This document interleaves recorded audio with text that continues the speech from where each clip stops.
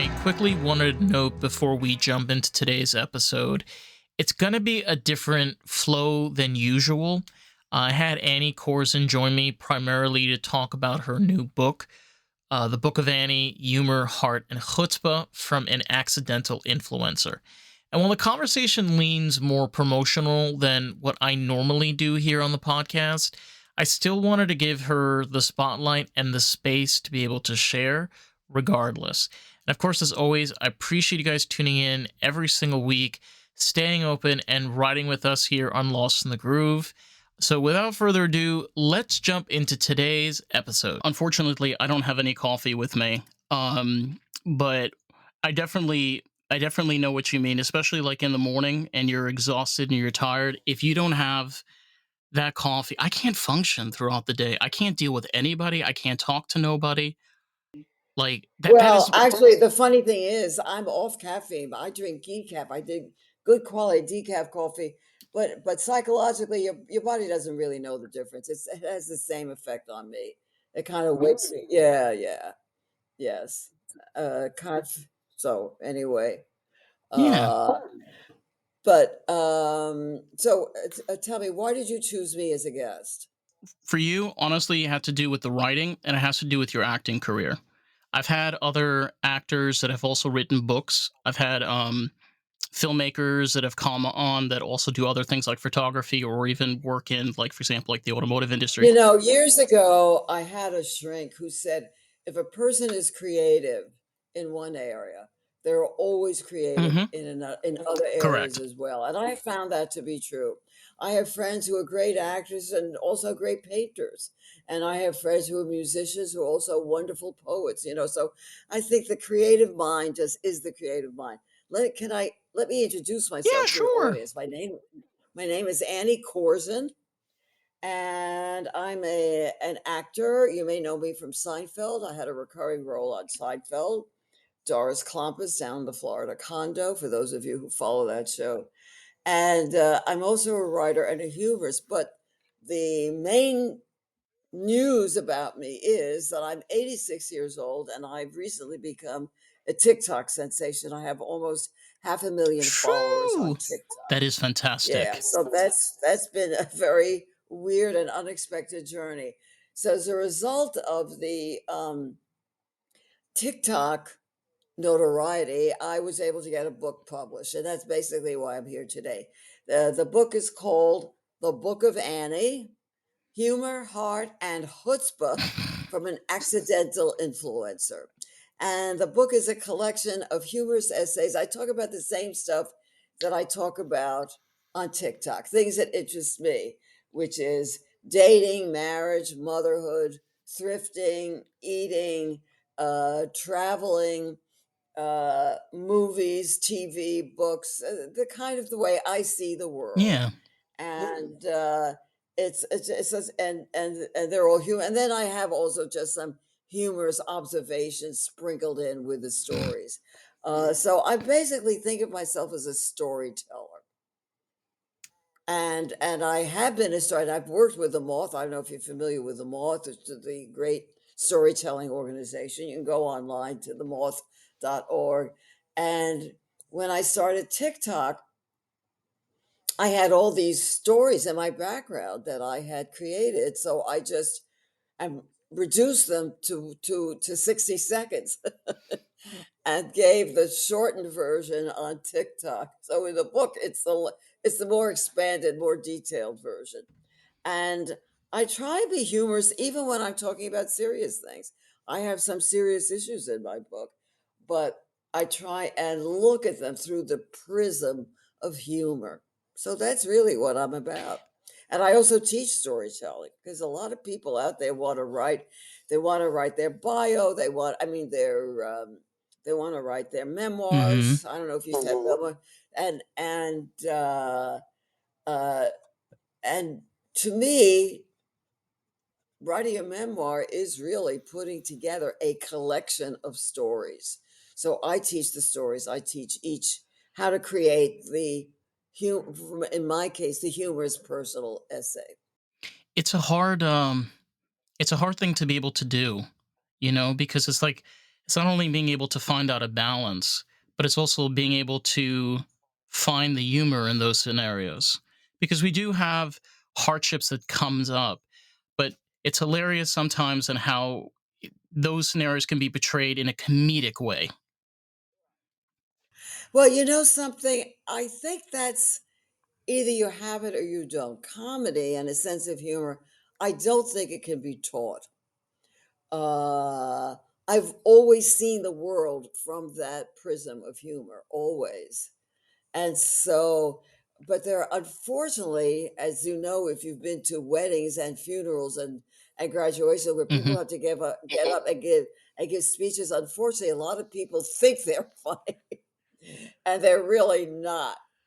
So a rabbi and a Uh, Jew walks into a bar. Oh yeah, God, here we right, go right, again. right, exactly. They tell the same old stale jokes. Exactly. I grew up in I grew up in Rockland County. I grew up in a Jewish community, and Oh my mm, gosh. Did you grow up in the Orthodox I grew part up in of the Orthodox that's community. very ortho oh, whoa. Oh, whoa. That's very It's Jewish. very and Yeah. it it's hilarious because in comedic references, like a lot of stereotypes within with the Jewish community specifically in New York, a lot of it is true. It's not even made up comedy. Like it's actually coming from Right. true roots. And it's sometimes like just so relatable, those types of comedies, because you don't just have this within the Jewish community. You have this with Italians. You have people in Boston where they have their own type of Right. comedy where people interact with. It's interesting how like each place almost like blossoms their own humor. Yes, they're all kind yeah, yeah, that's interesting. You're absolutely it's so funny that you mentioned Boston because when I was the first time that I toured with the Moth, um we went to different cities and we did storytelling shows. Okay. So we did LA and Berkeley and St. Louis, but then our last stop was the Schubert Theater in Boston, oldest theater in America, totally sold out. And I was very nervous because the story I was doing, the name of it was My Son's Two Jewish Wedding. I do a whole story about my son. Well, I'm not traditional at all. I wasn't brought up with any traditions, but my daughter-in-law is, and so I had to suffer through this Oh my wedding god. that traditions that I never even heard of. I can And so imagine. I was very scared. But here's the interesting thing: I was very scared going, and the full story is in the book. But I was scared going to Boston because I thought I'm in Boston, Irish Catholic.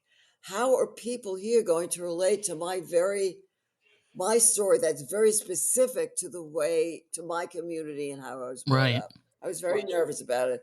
So there's a reception afterwards, and the show seemed to go well, and I got my laughs and I got my applause. And a woman comes up and she said, "Hi, my name is Kathleen O'Neill." And I thought, "Uh-oh, I'm in trouble."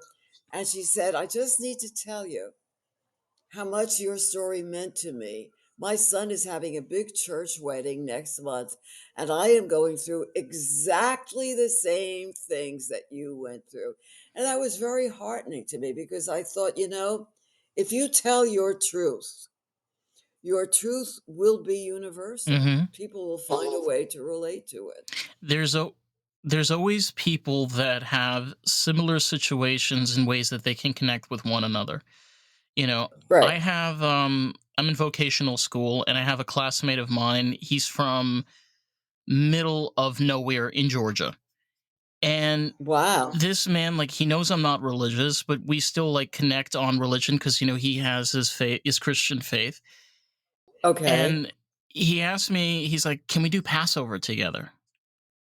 And I was like, Sure." And he's like, "Do we have to be like strict or anything?" I said to him, "Listen, we're bringing both of our cultures together and we're just spending time together as friends. Yeah. It doesn't have to be crazy. We're like in this together the same way."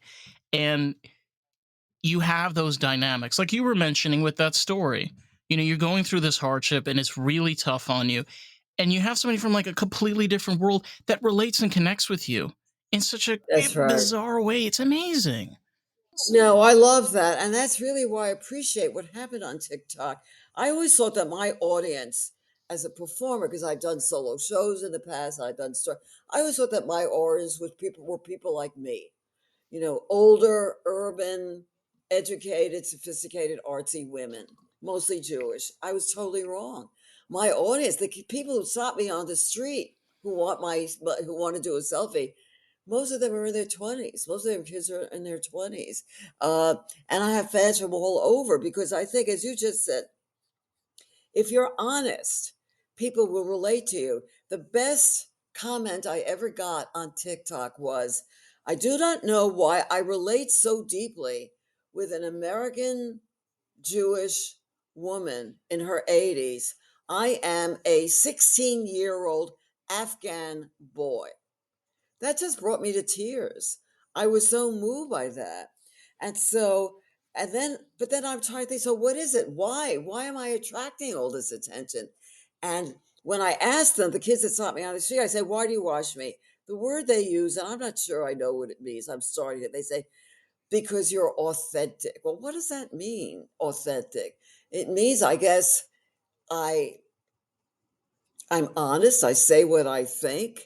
There's no bullshit. I don't try to skirt around. It's just No. I do not go because I don't want to create any ugliness. I don't talk politics or religion. I stay away from those. A little bit religion sometimes, but certainly not politics. Yeah, that gets I don't want to do anything that divisive. I gets want muddy. to do things that bring people Mm-hmm. together, right? Yeah.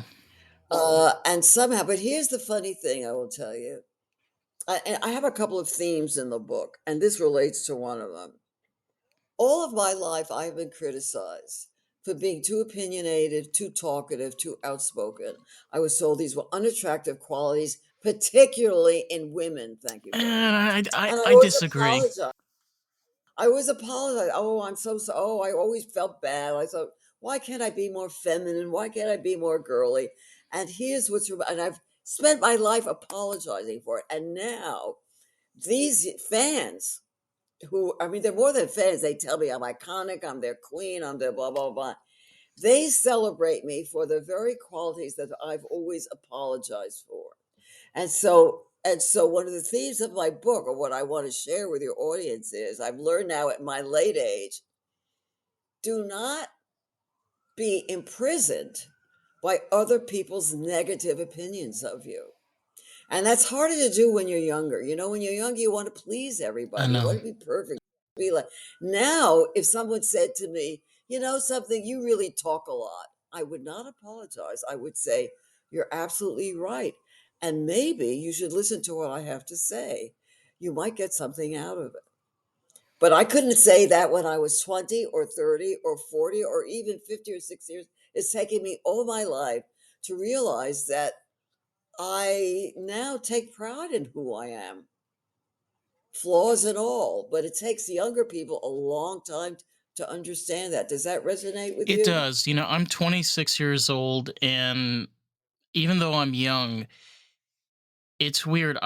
I've realized as time goes on, because I have friends that are in their 40s, and I've been the type of person that I will sit down with somebody that's in their 70s, and just have a Right. conversation or just whatever. Like, it's never come to mind to me. The thing I've always gravitated towards is just genuine people. As an artist, the Right. thing that I've always loved being around other artists is that genuine honesty, that just like connection where you feel safe, you feel Yeah. Oh, that's a good. good way. Yeah, That's a nice way. So I like that. Also, I really, really believe in intergenerational friendships. I think it's crazy to just hang out with people your age. What do you get out I of that? don't. They have the same I hangups. They know. have the same ignorance. They have the I same. know.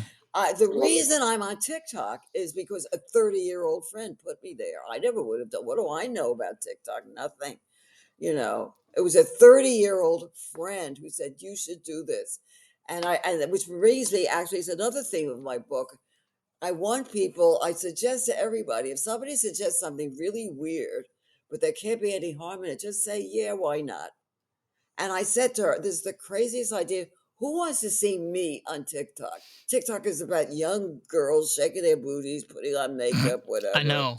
I'll selling cat selling videos, product. dog And videos. she said, Yeah, right. And she said to me, "Trust me, Annie, you will go viral." And I did shortly after we started. We started right before the lockdown, right? A week before lockdown That was really is when we smart. started. That was really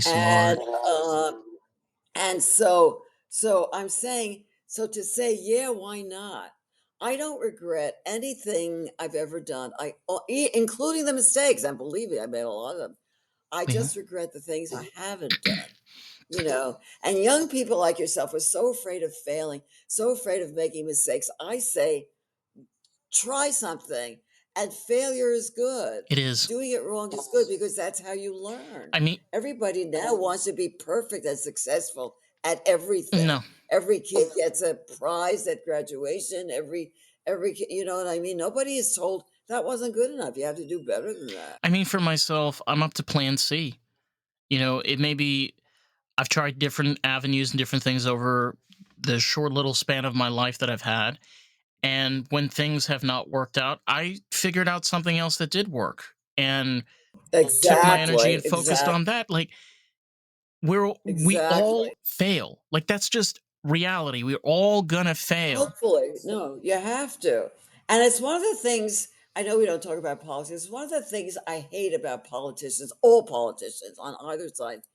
They never admit to failure. They never admit to a Never mistake, say they're ever. sorry. Never. Why can't you say, I shouldn't have. I regret this to this day. I wish I could do that moment over because they've all had moments that we know they should have done I know.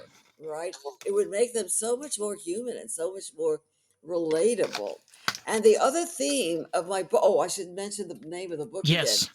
Yes. It's the Book of Annie: Humor, Heart, and Chutzpah from an Accidental Influencer. You can get it on Amazon. You can get it or order it at Barnes and Noble.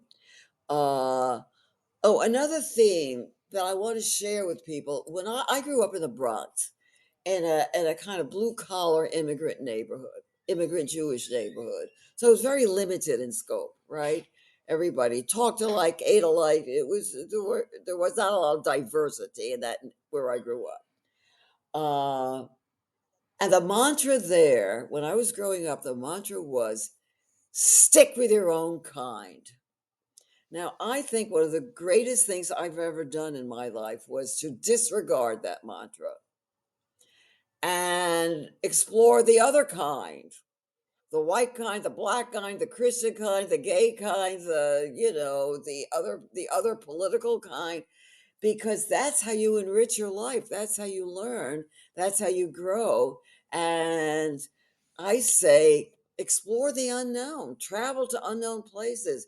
Try, like you say, try to relate to people who have a totally, totally, totally different background than you. Completely different One of mindset. my favorite people. Completely different mindset also. Yeah, yes, yes, and that as well. Yeah. Um, and I have friends that I know their takes on their opinions on certain issues are very painful to me. We just don't go there. We just don't talk about. We talk, but on the other hand, they're loving and loyal and honest and good friends. So I just appreciate what there is to appreciate. Uh, so those are some of the themes of the book. Oh, and I should tell people, I'm Yes. sorry, I know I'm pushing myself. I should tell people, please, uh, because of the instant, because I discovered that TikTok has one kind of audience, pretty much young, but a lot of people who want to follow me who don't want to do TikTok. So for those people, I have now a YouTube channel. It's just called Annie Korzen Videos. Annie Korzen Videos. So I would love to invite people to start subscribing to that because there they can see what I do on TikTok without actually having to join TikTok if that's not their thing. Yeah, I totally like agree with that. Like there's something about YouTube where you just get a completely different experience, like a different type of audience. It allows also like different kinds of people to connect more because you never know. Sometimes people will just put something in the search bar and bam, all of a sudden all of your stuff just pops up and they just go down a rabbit hole. Yeah. I still can't figure out all that stuff. I can't figure out hashtag. I'm not. I'm not actually, even though I'm a sort of I guess you could say some kind of social media sensation. I really don't understand social Neither media. do I I. myself don't use it. I'm an old person, so I use Facebook. That's my Mm-hmm. so that's where I uh, first of all, it's only for friends, family, and business acquaintances. I don't use it for the outside world, you know. And that's where I share information, and I like getting it. I like seeing my friends, pictures of my friends' grandkids, or pictures of somebody's garden. That's the only. But the other stuff, I can't quite figure out I know what you mean. what it is Yeah. that gets a lot of traffic on YouTube. I haven't figured that out yet. There have And it's not rocket science. no. You can't predict. A lot of these things are unpredictable. It is. It really is. I mean, it's all they say. It's all the luck of the draw of the cards. You know. It's Yes, and I believe that. I believe that that's true. but you got Uh, to roll the Now, dice. wait a minute. You refer to yourself as being an artist. What kind of artist are you? I do a lot of different media. I do podcasting. Besides podcasting, I edit, produce, and write my own music that I do personally for myself. Oh my God! Wait a minute. Say that again. Edit, Produce and produce, and write. write. I was brought up to be a musician. That was my first profession was I was a piano teacher. And I Really? didn't like it. I didn't like to well, because again, it was a thing. Oh, well, if you're a woman and you're a piano teacher, you get married, you have kids, you can still give piano lessons. It was that very old old way of looking at women and what women can do. So I just did what I was told, unfortunately. But I do love music. So what is your main instrument? My main instrument is a guitar. A lot of the Okay. music that I produce is experimental, so it stems Okay. from the realms of like 70s and 80s punk, funk, and disco. Okay. Uh-huh. Okay. I make Okay. weird music. Yeah, Uh, that's very cool. That's very cool. And do you work with other people? I do everything Like a myself. band? You do it all? Hmm. Wow. You're a one-man I'm a one band. man band. I Oh, I honestly like I think for myself I'm the type of artist that's more of like a delta. You know, I travel in my own pack, but I love whenever I have right. the opportunity to collaborate or even talk with other people because like even Yeah. for yourself, you know, to pack that much of life in a book is a lot, right? You know, you have to Yes. so Right. obviously there's going to be things that are not in there, but still to be able to do that is pretty impeccable because you know sometimes people think that like, you know, it's just like magic, you know, it just happens overnight, like just everything just becomes you know, amazing, but it's not. Like there's a lot of hard work and things that go into it. Of course. Of course. Well, but here's the thing. Uh, Also, as you grow older, as in any kind of creative artist, you build a body of work. And a lot of it can go unpublished, untouched. People have no interest, but you have it there sitting in a drawer. So when I got the book contract, and as I said, it was supposed to be a collection of humorous essays. I went back, and so I've been writing these essays for a zillion years. So I had all that material. Some of it had been used, some of it had never been used. And suddenly there was a place for it. Suddenly there was a book there. I was not starting at all with a blank page. Most of what I put in the book had was material I had previously written and hadn't done anything with or you know. So you just have that. I have a girlfriend who's a painter. She's an artist, okay?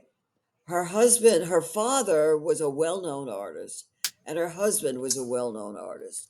She spent her entire life taking care of them and their Oh careers. wow. She did her own work. No one ever paid attention. She did it. She always did her work.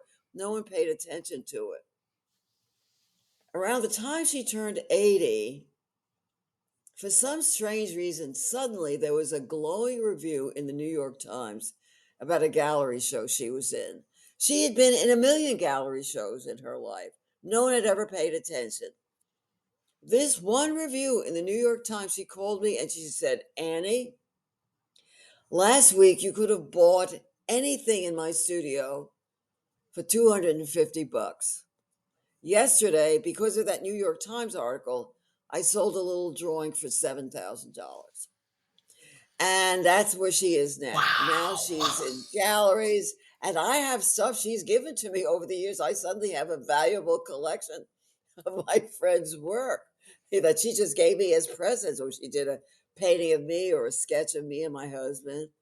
So she was 80, okay?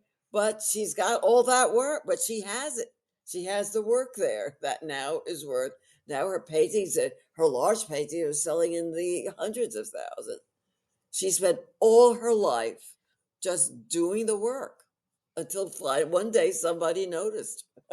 It's it's a hard game. I mean, I've talked with other people before, and something you have to realize is you're either doing it to make it big, or you're doing it because you want to do it because you love doing it.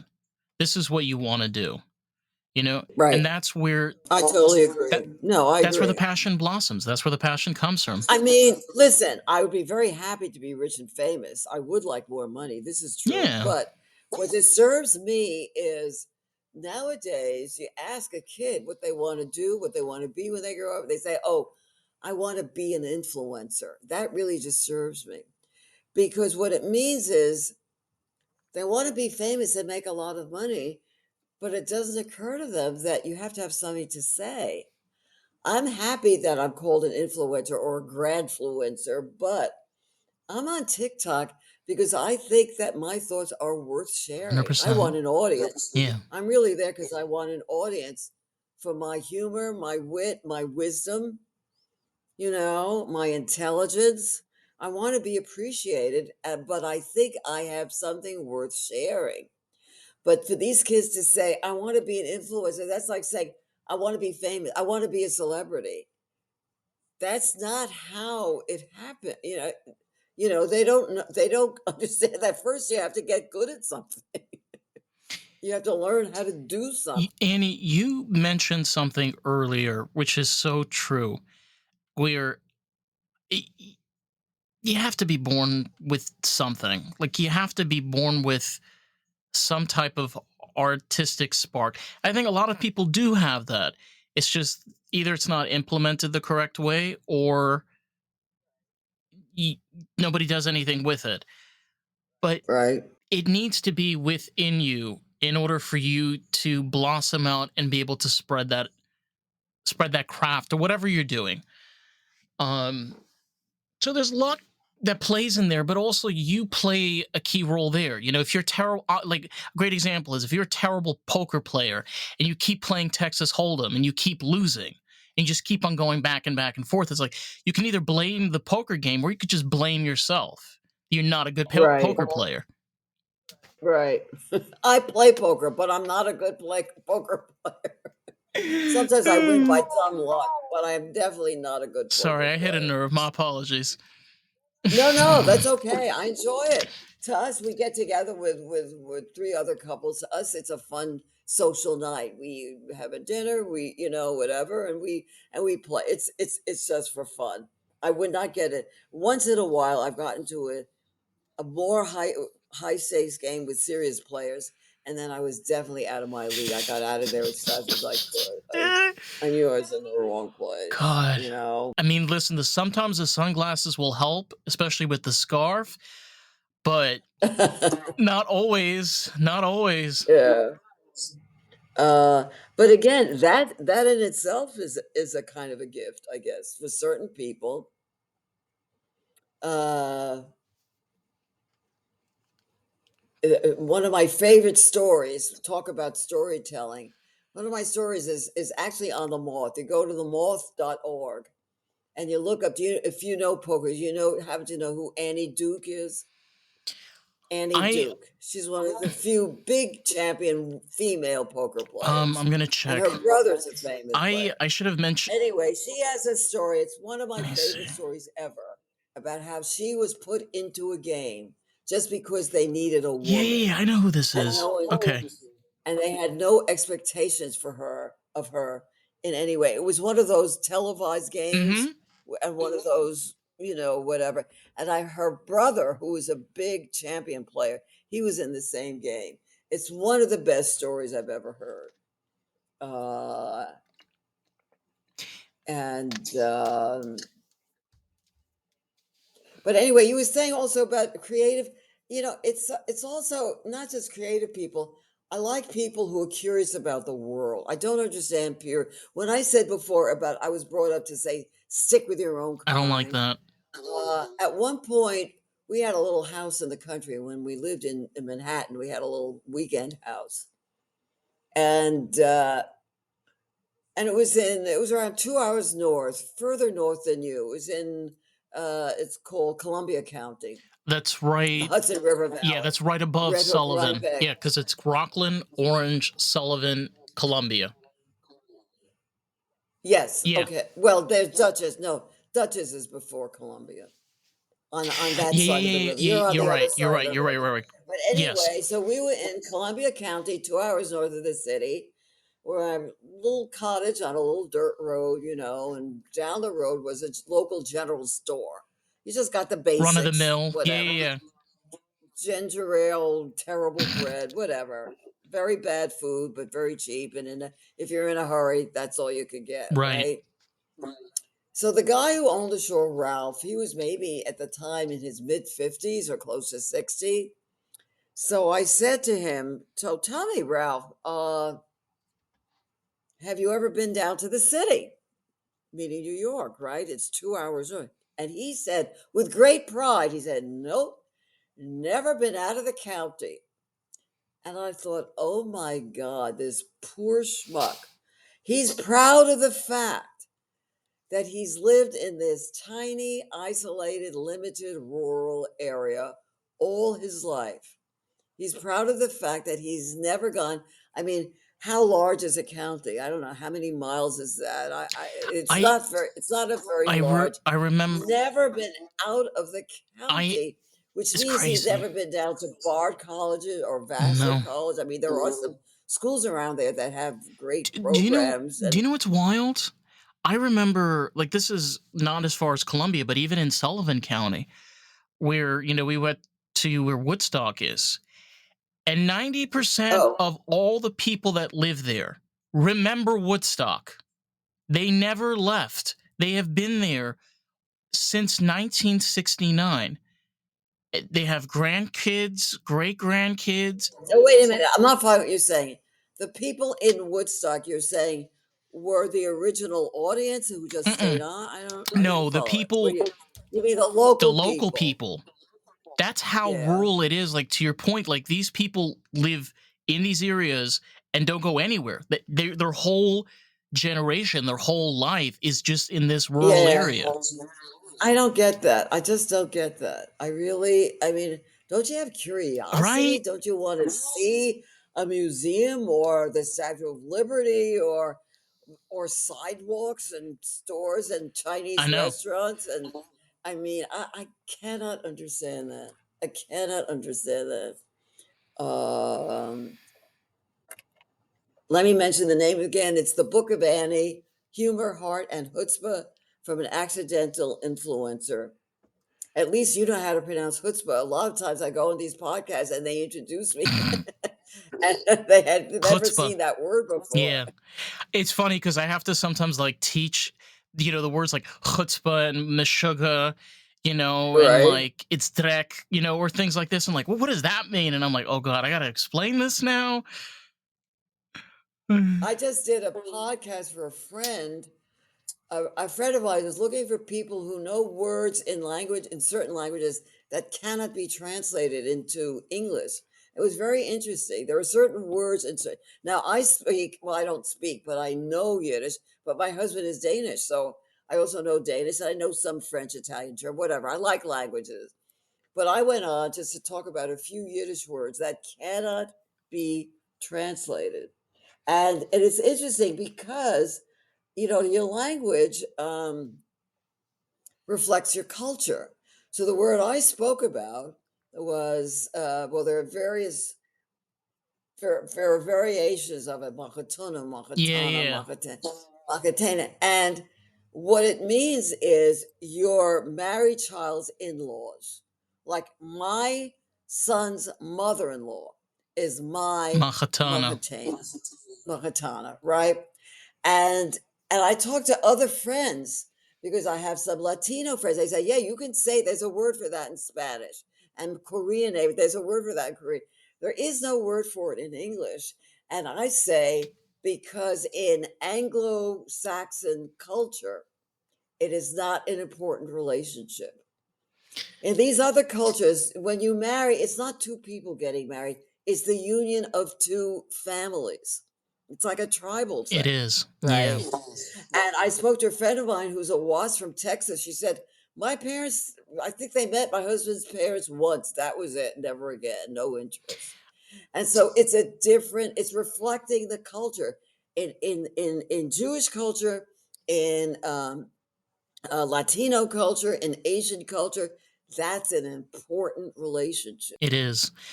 I think also, like, think about the mother-in-law culture. You go back in time with all the television shows and cartoons and movies, Oh, right, and right. And she's always a joke. right, She's always a a monster or monster something. like the witch from the closet you got to put back. Yeah, yeah, yeah. So Right, right, right. I that kind of does trickle down in society. Like there's almost this like stereotype of where your in-laws are like out to get you. They're on your wife's side Right, or on your husband's side. They're out to like right, right. The mother-in-law, the the battle battle axe. axe, right? Yes, the battle axe, right. The critical and complaining I think I'm the world's best mother-in-law, quite Uh, frankly. But I made it. I was determined to be. I was determined to have a relationship, a loving and respectful relationship with my daughter-in-law, and I think I would say I'd succeeded. I think a lot of it like is almost from tough love. I have like with my own mother. My mother grew up in Brooklyn. My grandparents were born and raised in New York. Really? There's this tough love culture within their generation, particularly within the Jewish community, and it doesn't change anything. Like my grandmother is still a wonderful person. My mother is still a wonderful person to be around. It, Oh, that's nice. That's nice that you can say yeah, that. it Not that, but not everybody can say. Not everyone can say that about their families. true. You're one of the lucky ones. No, but like we take the way I've always looked at relationships is you can focus on all the bad qualities or you can see all of the good qualities because a lot of the times you can have where there's a lot of good qualities and just a few bad qualities. Being Right. able to just balance those things out is like you can't change people. You can't change people. The only person you could change is yourself. Oh God, you sound like my therapist when I complain about my husband. Ah, that's something Yes, I you can change yourself. You can change your perception of things, or as you say, when you get annoyed at somebody's fault or somebody's flaw, you can. There are two things you can do. You can, as you said, you can remind yourself of all the good things I do, and I have a wonderful husband, a very loyal, very supportive husband, and uh, and also the one I always forget is you should put yourself in their mhm. shoes. What were they thinking when they did that? What kind of mood were they in when they said that? We forget that. We forget that a lot. Uh, We do. I forget. It was a story somebody told, and now I can't remember. If somebody's nasty, if somebody's unpleasant, a stranger, let's say, in a store or something, before you engage in battle, you might wonder what that person has done. Well, all right, here's the best example. Since I am on social media, there are trolls out there. There are Of haters. course. And I don't get too much of that, I'm happy to say, because I get a as lot I more than I say, I'm should be. Yeah. really well. Mm, Well, you shouldn't get any, and I shouldn't get mm, any. So any amount for is too sure. I much. know. But since I try not to do things that's too provocative, but they're out there and I'll get it. One stupid one, really stupid one was I have a video. I have one of my earlier TikToks that went viral where all I'm doing is sitting in a cafe, having a margarita and some guac and some chips. And I'm saying, this has got to be the best way to end the day in a cafe with a margarita and some guac. All right. So would you believe that some fool, right? Oh, there she goes, entitled white lady doing cultural appropriation. In other words, they were saying that since I'm not Mexican, I have no right to be eating and Can I have drinking. 2 margaritas with the entitled white lady and an extra bowl of tacos? I mean, it was so beyond stupid. And I shouldn't, but this person actually wrote back and said, are you saying that only Jews should eat bagels and only French people should have croissants and that only, I I need mean, my but here's the croissants. I thing. need my But croissants. I got to say something about those haters. I did do a TikTok about this. Um, and I said, when I get a message, a hateful message from somebody, right? I think about that person. I think, what does it take to sit, I'm going to assume alone, to sit alone at your on your phone or your computer, sending vicious messages to a total stranger who has never done you any You don't even harm. know. And here's the thing. I have an answer to that. What it means is when you do that, what you are telling the world is that you have not gotten enough love in your life.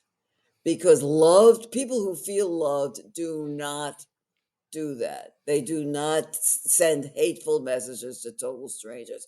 You have to be that kind of anger, that kind of rage comes from a lack of love from the outside. And I hate to sound woo woo about it. It means a lack of love for yourself, probably. You don't think that much of yourself. Although I don't know if that's true. I think a lot of evil people love themselves a They lot. do. But I feel though you have a point there. When you meet people that know your work, for example, in your case, know your social media, like for example, have read your book, um, Yeah. know a bit of your career in regards to your acting, and they meet you in person, and it's not the first thing that they come up to you like, oh my God. But they come up to you and you're like, I really like what you did. Like, I really appreciate the work that you're doing. Like, it, that makes you feel good.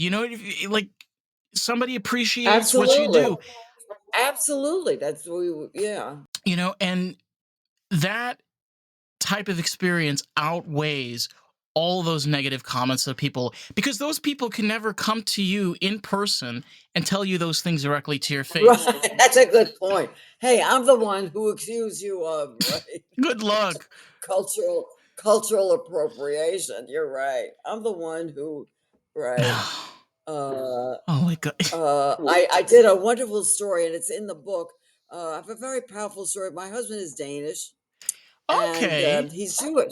He's a Danish Jew, which is unusual. And when he was a little boy, he was hidden by a Christian family, a religious Christian family. He was hidden from the Nazis by a religious Wait, Christian so he was family. raised in the he was raised in the And Netherlands and he came over after in Denmark, Denmark, Denmark. Denmark, Denmark. He's Danish, Oh right. and I'm sorry. I get these confused. and anyway, it's a whole story goes more than that. How he reunites years later with the members of the underground who then brought him over to his parents. It's a very dramatic and wonderful story. Um, but anyway, I did a short version of it on TikTok. I think I showed a photograph maybe of Benny when he was that age, and I gave a very short version. And of course, the point of the story was to celebrate the Christian heroes who did that. They did something very They dangerous, could have been very shot, very killed. Yeah. yeah, because Denmark was occupied, and anyway, so it's quite a story. It's quite a dramatic story. So one fool wrote, "Yeah, nice story. And what are you doing about the children in Gaza? Like I'm responsible. I am not responsible for Israel. I am not I know. responsible for war. I hate all of them. I hate the Gazan military, Gazan killers. I hate the idea. I hate killers. I hate men with guns. That's my take What on what all I that. If did, I were running, I brought but I am not responsible. what I did a while back, kind of after October 7th. I brought on a friend of mine that I knew in Israel, and she works with a plethora of different organizations that works in regards to like meditation, helping rebuild communities, working with broken families. Okay.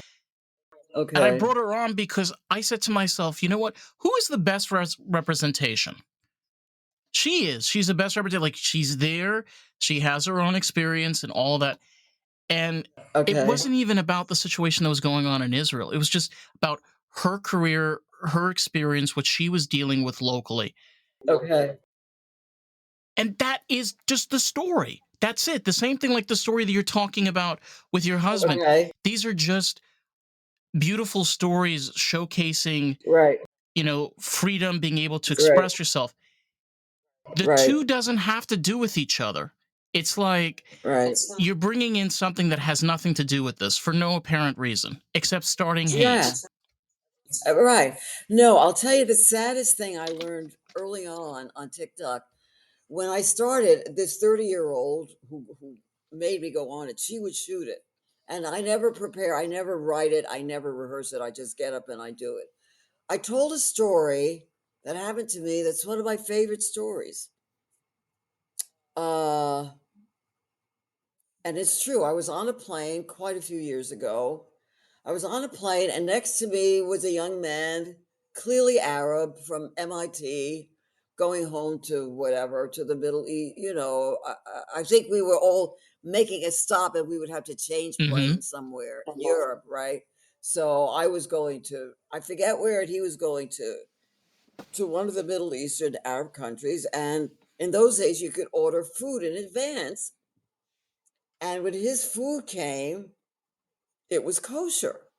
And so, of course, I'm such a yenta, I had to know. I said, "Excuse me, but I'm just curious. I know you're not Jewish. Why are you eating kosher food?" And he was a very pleasant young man. And his answer was, "Oh, in Boston, I go to MIT, and in Boston, all the Arab students only shop at kosher butchers because we can," and I always get a little teary when I tell this story, "we can only eat meat that has been blessed by a holy man."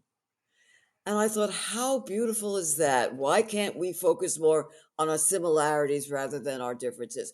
I finished telling the story.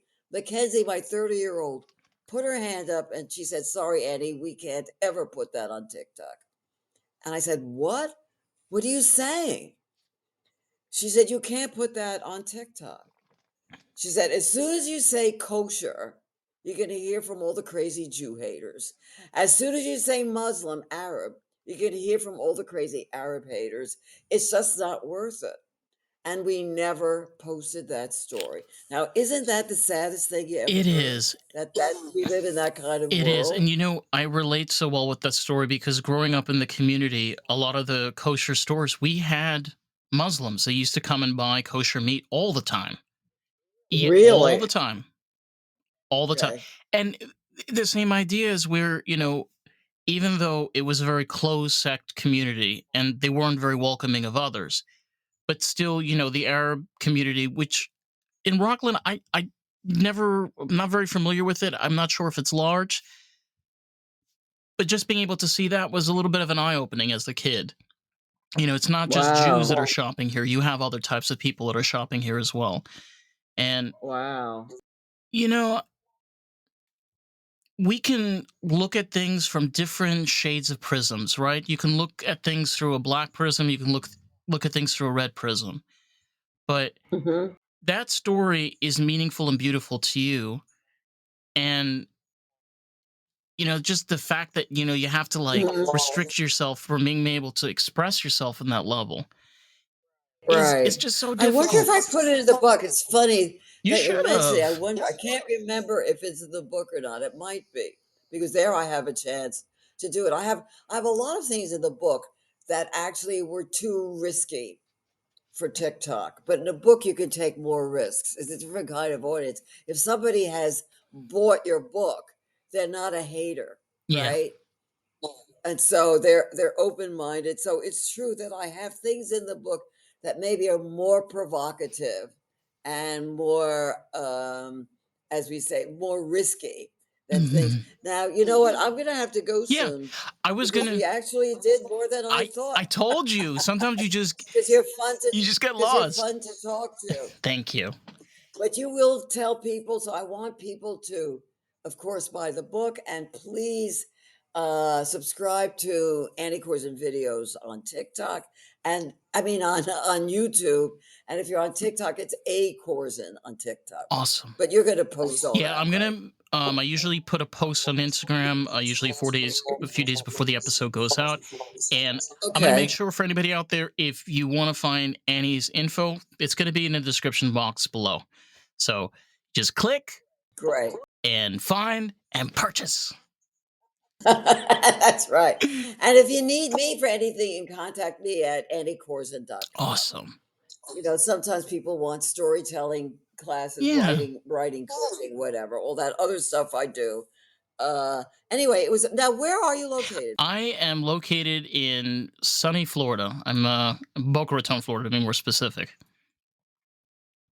You're in Florida and Boca where? Raton. What part of Florida? Oh my God. Oh, Mm-hmm. okay. Okay. So I hope you've watched my Seinfeld episodes, my I Seinfeld I Florida episodes. I've watched. You're not a Florida, you're not a No, Seinfeld I've fan? watched all of Seinfeld, and I Oh, that okay. scene on the plane just Oh, on oh the my plane, god. but that's a different character. I did too. Well, it's funny that I did one character, but then I did a recurring character Florida. down in the You were condo because my the husband couple. is Yeah, yeah, right next door. Yeah, yeah, yes, yeah. he's always fighting with the pen, the Cadillac, The pen. The pen Anyway, that went to space. okay, Yes. and thank My you, pleasure, Annie. thank you so My much. pleasure. Just for anybody out there, if you want to check out more of the pod, you can find us at Lost in the Groove Pod, everywhere, anywhere you check out the podcast. So with that, Annie, thank you so much for coming on. We will check you guys out next week. Peace.